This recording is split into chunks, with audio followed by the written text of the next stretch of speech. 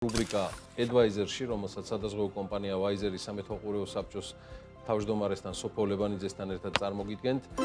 ჩვენი რუბრიკების სერიის ამ სეზონის ბოლოს სტუმარი გახლდათ დავით ონოფრიშვილი. ის დაზღვევის სახელმწიფო ზედამხედველობის სამსახურის ხელმძღვანელი გახლავთ. სწორედ დავით ონოფრიშვილმა ერთის მხრივ შეაჯამა 2025 წლის შედეგები და მეორეს მხრივ საკმაოდ დეტალურად ისაუბრა 2026 წლის სადაზღვევო ინდუსტრიის მიმართებებზე და აქცენტებზე. ერთად ნახოთ რუბრიკა Advisor-ი, რომელსაც სადაზღვევო კომპანია Wiser-თან ერთად წარმოგიდგენთ და მოусმინოთ, რას ფიქრობს და როგორ ხვდება ახალ 2026 წელს საქართველოში სადაზღვევო ინდუსტრიის მთავარი ზედამხედველი. ბევრი საინტერესო სიახლით და დეტალებით დავით ონოფრიშვილთან ინტერვიუ.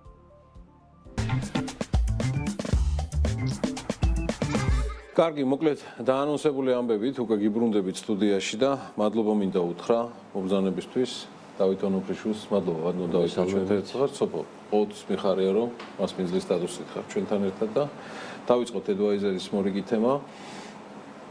2026 წლის დასაწყისისთვის ინდუსტრიის მდგომარეობას როგორ შეაფასებთ, რა ეტაპზეა, მიუხედავად იმისა, რომ წლის ბოლოს საკმაოდ ბევრი შეჯამებები იყო თქვენგან. ჩვენ წინასწარი მონაცემები, ახლა მთლიანი წლის სტატისტიკაზე რო ვისაუბროთ, მხოლოდ თებერვალში 20 თებერვალს მოდის წლის მაჩვენებლები და უკვე თებერვლის ბოლოს პირველი ციფრები, რომელიც დიდად აღარ იცვლება, გვექნება.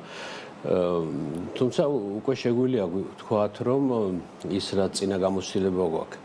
ვთქვათ, რომ ესელი იყო დადებითი, წარმატებულიც იყო, რა თქმა უნდა. ჩვენ ბოლო წლებში დაგვქონდა ყოველწლიური 17-18% პრემიის, ანუ ერთიან პრემია აქ კიდევ ერთხელ ვიტყვი, შემოსავალი, ასე ვთქვათ, რაც კომპანიებმა მიიღეს გაყიდული პოლისებისაგან. ну ცხადია იქ გარკვეულად ინფლაციური კომპონენტები თავისთავად არის, მაგრამ ფაქტი ისიც არის, რომ რიგი მიმართულებებით დაზღვევა უფრო საინტერესო ხდება, როგორც პროდუქტი მომხმარებლისთვის, განსაკუთრებით მაინც ჯანდაცვას ვიტყვი და წელი მთლიანად მინდა ვთქვა, რომ ბოლო ყოველ 5 წელიწადში, 5 წელიწად ნახევარში ასე ვთქვათ, ორმაგდებოდა ბაზარი. ბოლო პერიოდში, ბოლო 10 წლის მანძილზე. აი მაგალითად 2015 წელს ბაზარი იყო 360 მილიონი.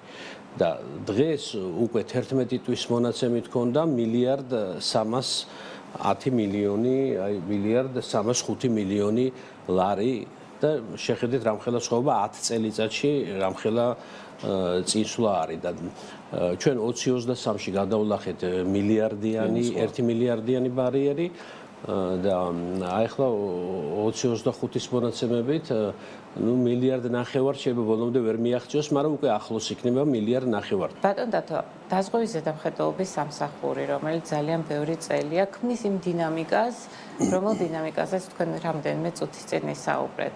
რა არის თქვენი მისია? ეს არის უფრო რეგულაციები და კონტროლი დაზღვევის ინდუსტრიის თუ განვითარების ხელშეწყობა? ეს რეგულაციები ცხადია გამკაცდა, მაგრამ აქაც უნდა იყოს ის ჩარჩო, ზომიერი გამკაცრება, რომელიც სწორედაც არ უნდა უშლიდეს ბაზრის განვითარებას. მე მგონი აქ სწორედ ბალანსი უნდა იყოს დაცული, ისეთი რომ ერთის მხრივ და სადაზღვევო სფეროში რა არის? თავარი არის, რომ შენი საზედამხედველო სუბიექტი, ამ შემთხვევაში სადაზღვევო კომპანია, ბროკერები, ჩვენ ახლა ერთი მოგვემატა კერძო საპენსიო ფონდები ჩვენი ზედამხედველობის ქვეშ არის, ჯერ 2-3 არის, რომ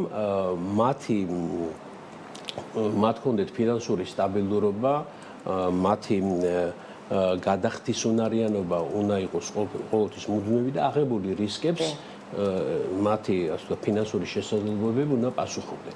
ზომიერად ვამკაცრებდით, რა თქმა უნდა, ამ პერიოდში გარკვეული მოთხოვნებიც შემოვიღეთ, რეკომენდაციები შემოვიღეთ, მაგრამ ერთის მხრივ ის უნდა ვთქვა, რომ არც ერთ კომპანიას ჩვენთვის არ მოუმართოს, ან ისეც ვთქვათ სხვადასხვა გამოსვლებში ან ინტერვიუებში არ ვთქვია, რომ ჩვენ ზედმეტად მკაცრები ვართ და მეორეს მხრივ ჩვენ მართლა დიდ ყურადღებას ბოლო პერიოდში ვაქცევთ მომხმარებელს, იმიტომ რომ საბოლოო ჯამში მომხმარებელი არ უნდა დაიჩაგროს და პირველ რიგში შეუძლია მიმართოს კომპანიას, ესე აწყობილი კომპანიას მიმართოს, თუ კომპანიამ ვერ დააკმაყოფილა მისი მოთხოვნა ან თვლის რომ არ არის სამართლიანი, მერე მოგმართავს უკვე ჩვენ სპეციალური განყოფილება გვაქვს, რომელიც იღებს ესეთ პრეტენზიებს და ჩვენ უკვე მუშაობთ მერე სადაზღვო მათ უფლებას გვაძლევენ და მუშაობთ სადაზღვო კომპანიებთან მათ.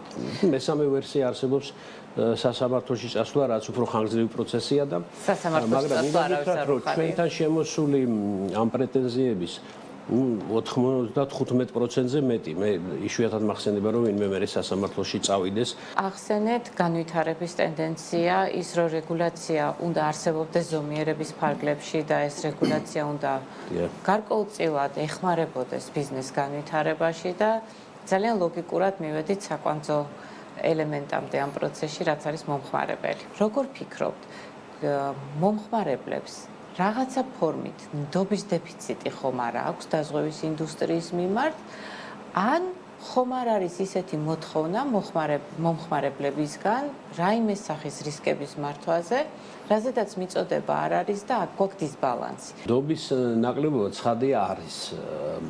ეს საერთოდ გლობალური პრობლემაც არის ნდობის დეფიციტი დაზღვევის მიმართ, მესამე ასე ვთქვათ არც ისე განვითარებულ ქვეყნებში და ისეთ ქვეყანებში მით უმეტეს რომელიც ყოფილი საბჭოთა კავშირიდან არიან გამოსულები თავიანთ განვითარების გზას ადგან საბჭოთა კავშირში მოგესალმებით დაზღვევა იყო ერთი სადაზღვევო კომპანია გოსტრახი და იგაც არავინ თავის ჯიბიდან ასე ვთქვათ კონკურენცია არ იყო არც კონკურენცია იყო და არც ჯიბიდან არავინ ფულს არ იხდიდა ჩვენთან საკმაოდ ჯერ დიდი ასე ვთქვათ არეალია იმისა რომ მთელი რიგი დაზღვევები მოხდეს უკვე ნებაყოფლობით. ხო, დაზღვევა კიდევ არის ნებაყოფლობით. ეხლა ჩვენ ნებაყოფლობით სახეობებზე ვლაპარაკობთ, თორსა ადამიანი თვითონ თვლის რა დააზღვიოს ეხლა. და ავტომობილების დაზღვევაც ასე ვთქვათ მიუხედავად ჩვენ სავალდებულო სახეა, რა თქმა უნდა, მესამე პირის პასუხისმგებლობა. მართალია, აქაც ხედავენ უფრო რომ დაზღვევა აუცილებელი ავტომობილის, იმიტომ რომ შემთხვევა მაინც შეიძლება რაღაცნაირად შენ გამოც კი არ მოხდეს ისე ხო შენს მიღო მესამე პირი და აღმოჩნდა შენ ორ სხვა სრულიად პირ შორის რეალურად ეხლა ბატონ და თუ აბსოლუტურად გეთანხმებით იმაში რომ ჩვენ შეიძლება არ გქონდეს ისეთი გენეტიკური კულტურა რისკების მართვის და დაზღვევის მიმართ როგორც მაგალითად ევროპულ ქვეყნებში არის ეს წარმოდგენილი მაგრამ გიორგი დამეთანხმება ჩვენ როდესაც ცირასთან ერთად განვიხილავდით საქართველოს ისტორიას დაზღვევის მიმართულებით ძალიან საინტერესო ფაქტები იყო, რომელიც სხვათა შორის ძალიან მსხვილ ქართულ ბიზნესებში იმ დროს ძალიან ისე ცხადად იყო წარმოდგენილი ჯანმრთელობის სიცოცხლის ქონების დაზღვევის ნაწილი და აი აქაც ალბათ ინდუსტრიას, რეგულატორს თვითონ მომხმარებელს რაღაცა ერთობლივი ძალებით მე მგონი დაზღვევის რა თქმა უნდა ჩვენ ამას დიდ ყურადღებას ვუყურებთ ხელშეწყობა მოგვიწევს ეს ეხლა ყალიბდება ჩვენთან ჩავთვალოთ რომ აი ბოლო 10-15 წლის მანძილზე და გაგრძელდება ეს პროცესი კიდევ 15-20 წელი და უკვე ჩამოყალიბებული კულტურა იქნება თუმცა როგორც თქვენ აღნიშნეთ ერთი არის ნებაყოფლობითი ნაწილი და ზრდის ტენდენცია თქვენ უკვე ახსენეთ ალბათ ამეთანხმებით იმაში, რომ როგორც კი საქართველოში შემოვა სავალდებულო დაზღვევის ის სახეობები, რომელიც არც ერთ შემთხვევაში არ არის ფუფუნება, არამედ აუცილებლობა რისკების მართვის სისტემაში, რა თქმა უნდა, დაზღვევის ბიზნესი და ეკონომიკის ეს ნაწილი ალბათ ძალიან მნიშვნელოვანი ზრდის ტენდენციით განვითარდება. ამ ნაწილში თქვენი მიდგომები და დამოკიდებულება როგორია? მოდით ჯერ ვახსენოთ რა სავალდებულო დაზღვევები არსებობს. ანუ დაზღვევა რომ სავალდებულო იყოს, ის კანონმდებლობით უნდა იყოს განსაზღვრული. და კანონი ასე განსაზღვროს რა სახეობაშია სავალდებულო დაზღვევა. დღეს მაგალითად არის რამდენიმე პროფესია არის სავალდებულო რომ დააჭრო, ხაი როგორც მაღალი რისკის პასუხისმგებლობის დაზღვევა და ესეთი არიან ნოტარიუსები, რომელიც აუდიტორები, სადაზღვევო ბროკერები, კერძო აღმასრულებლები, ანუ აი ეს არის პროფესიული დაზღვევა, ვისაც მაღალი რისკი აქვს. სხვათა შორის სამედიცინო ნაწილში ექიმების პროფესიული პასუხისმგებლობის დაზღვევა ასევე ძალიან ბევრ ქვეყანაში სავალდებულოა, ჩვენთან სამწუხაროდ არა. არა და ძალიან მაღალი რისკის მატარებელია პროფესიული პასუხისმგებლობების ნაწილში. სწორედ ჯანმრთელობის დაცვა იქ ძირითადად საუბარია ქირურგებზე, ანუ ოპერატორ ექიმებზე, რომელსაც რისკი მაღალია. არა მხოლოდ შეცდომის, ზოგადად სხვადასხვა სახის პრობლემების წარმოშობის ჩვენ მუშაობდით სოფლიო ბანკთან, პრინციპში ეს პროდუქტი მეტნაკლებად დამუშავებულია და ასევე არქიტექტორთა და მშენებელთა დაზღვევის ნაწილიც, რომელიც სხვაგან ძალიან პოპულარულია და პრინციპში სავალდებულობის ნაწილში მუშაობთ. ახლა მინდა გავააქტიუროთ კიდევ ერთხელ მთავრობასთან, რომ რამდენად ეს შესაძლებელი. მარტივი არ არის, მაგრამ ბევრი ქვეყანაში გადასულია და რაც შეეხება მესამე პირის ავტოტრანსპორტის პასუხისმგებლობას, ეს გამопроექტი პრაქტიკულად საათარი გავლილია მთავრობის სხვადასხვა სამინისტროებთან. რომელ კანონპროექტასაც ველოდებით ინდუსტრია ძალიან ველოდებით, იმიტომ რომ მართლაც მნიშვნელოვანია ეს, იმიტომ რომ მაგალითად უცხოეთში როცა საუბრობ, სულ რამოდენიმე ქვეყანაა, ვისაც არ აქვს სოფლიოში ესეთი დაზღვევა და ყველა ექსპერტი ზოგადად ჩართული ამ სფეროში სადაზღვევოში ყველა თვლის რომ ეს არის სოციალური ასპექტი და არა პირიქით ჩვენთან რომ ამბობენ რომ ამითი ეხლა ხალხი როგორ გადაიხდის თქვათ და ამ დროს სწორედ ვინც უფრო დაუცველია და ნაკლებად შესაძლებლობა აქვს ფინანსური და ატარებს მანქანას მისი რისკები ბევრად მაღალია დღეს რომ შემთხვევით დაეჯახოს მაღალ ძვირ მანქანას და მე მისგან მოხდება ამ თანხების ამოღება. ახლა წარმოგიდგენთ რამდენიმე $1000 მანქანა ძალიან ძვირზე აღარ ვსაუბრობთ შენ რო ზიანი მიაყენო მოგვუწევს შენ შეიძლება სახლი გაგიყიდოს ამის გამო და ამიტომ ეს მნიშვნელოვანია ბევრი უკვე მე მგონია რომ მოლოდინებიც უკვე ისეთია რომ იცის საზოგადოებამ რომ ეს მისაღებია და მგონია რომ ალბათ იმედი მაქვს რომ ეს საკითხის გადაწყდება დადებითად. კი ბატონო. თქვენი ხედვით, აი მაინც რა არის, ვამბობთ ზედამხედველობის ეგრეთ წოდებული წითელი ხაზი, რომელიც დაუშვებელია რომ კომპანიამ გადაგვიდეს. ხო, რა თქმა უნდა, ახლა არის ესეთი ხაზი, ჩვენ ამაზე როგორც ზედამხედველს თუ ესეთი წითელი ხაზი რეალურად არის დარგავლებულია და ის დაარღვია, ჩვენ საკმაოდ სერიოზული ასე ვთქვათ ბერკეტები გვაქვს ამის მოსაგვარებლად და ეს წითელი ხაზი ისე უკან დავაბრუნოთ ის სადაზღვევო რომელიც ამას გადალახავს. მთავარი რა თქმა უნდა ეს არის რომ კომპანიას უნდა ჰქონდეს გადახდის უნარიანობის შენარჩუნებული უნდა ჰქონდეს. ჩვენ მაგალითად საზედამხედველო კაპიტალი უცბად ჩამოვარდა და ვხედავთ რომ იქ პრობლემებია პირველივე გაფრთხილების შემდგომ მოგვიწია ჩვენ ერთი-ორჯერ ამას არ ვაფიშირებთ და პირდაპირ 50000 ლარით ჯარიმდება კომპანია. პრეზიდენტები ხო, არ უნდა გაუშვას. ანუ ეს თვითონ აკონტროლებს და ამიტომ ჩვენ მით უმეტეს ერთი თვის მერე მოგდის ინფორმაცია, ხო? და ამიტომ ეს კომპანიამ არავითარ შემთხვევაში ჩვენთვის უკვე წითელი ინთება ამ დროს და თუ ეს გაგრძელდა თქვათ კიდე რაღაც პერიოდში იქვე შეიძლება თუ უკვე მაღალ რისკებს ხედავ შეგვიძლია შევიდეთ და ასე ვთქვათ უკვე შევისწავლოთ შეგვიძლია საერთოდ მენეჯმენტი გადავაყენოთ და ჩვენი დანიშნული მართველი მართოს რაღაცა პერიოდი თუ დავინახავთ რომ ასე რომ ძალიან სერიოზული მექანიზმები არსებობს მაგრამ ნუ მადლობა ღმერთს არ არის ამის საჭიროება მე ვთვლი რომ უმეტესობა კომპანიის და თითქმის ყველასი საკმაოდ სერიოზულად უყურებენ ამ თავის ბიზნესს მათ შორის დაფუძნებლებიც ალბათ დამაგვირგვინებელი კითხვა იქნება მომავალში გახედვა რა იქნება 5 წლის მერე სავარაუდოდ ძალიან წინასწარმეტყველებაში უკვე რთულად გასაკეთებელია მაგრამ მე საერთოდ არ მიყვარს ფინანსისტებს შეიძლება რაღაც პროგნოზები გვაქვს ხოლმე, მაგრამ ამას არ ვაჟღერებთ ხოლმე, როგორც წესი,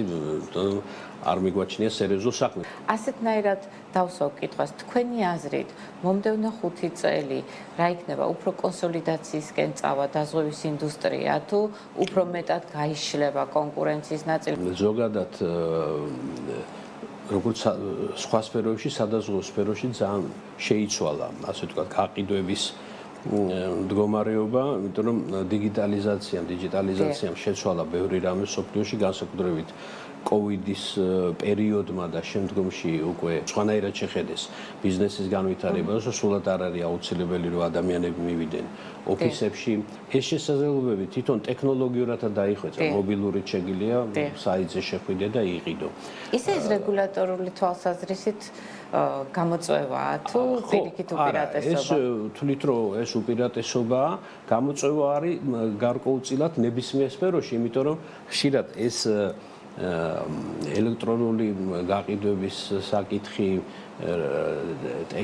ტექნიკური ამის განხორციელება ხშირად ცოტა შორს უსწრებს იურიდიულ რეგულაციებს. ხო და რეგულაციებს როცა უსწრებს თქვა იურიდიულად, როდის არის ჩვენ ამიტომ ჩვენ გავეცით სპეციალური რეკომენდაციები თქვენზე კომპანიებზე გაცემული გვაქვს გაყიდვებთან დაკავშირებით, ასევე როდესაც ხდება ხშირად კომპანიებს ჭირდება აუთსორსინგზე გაიტანონ მთელი რიგი საკითხები, ამ შემთხვევაში ჩვენ გვაქვს ჩვენი რეკომენდაცია სავალდებულო შესასრულებლად. ვინც ამას ვერ აუწყობს ფეხს და ვერ განახორციელებს იმ რეფორმებს საკუთარ კომპანიაში, რომ ბევრი რამე იყოს ელექტრონულად გაყიდვები, თან კონკურენციაც უნდა აიტანო, შენ ჩამორჩები და ალბათ შეიძლება გაქრე კიდეც ბაზრიდან. ეს ერთი მომავალში მთელი რიგი პროდუქტი ჩვენთან ჯერ კიდევ განსანვითარებელია თქვით ავტომობილების მესამე პირის დაზღვევა, რომელიც რო შემოვა ბაზარზე 20-25%-ით იმ წუთში გაიზრდება მთლიანი ბაზარი.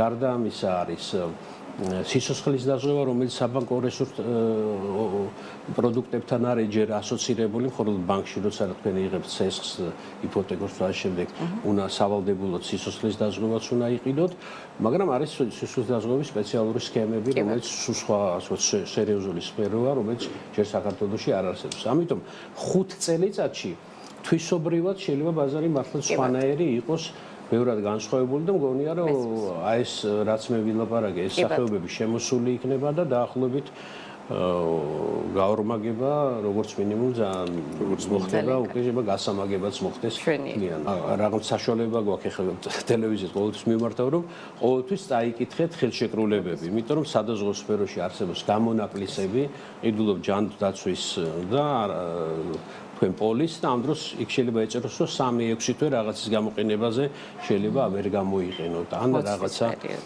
სხვა სახის შეზღუდვები არსებობს. მადლობა დიდი მობრძანებისთვის, წარმატებული წელი დაზღვევას და წარმატებული წელი საქართველოს ეკონომიკას. Advisor სტუმრობდა დავით ონოფრიშვილი, დიდი მადლობა მას მობრძანებისთვის, წარმატებული წელი სოფოს და Advisors. მადლობა.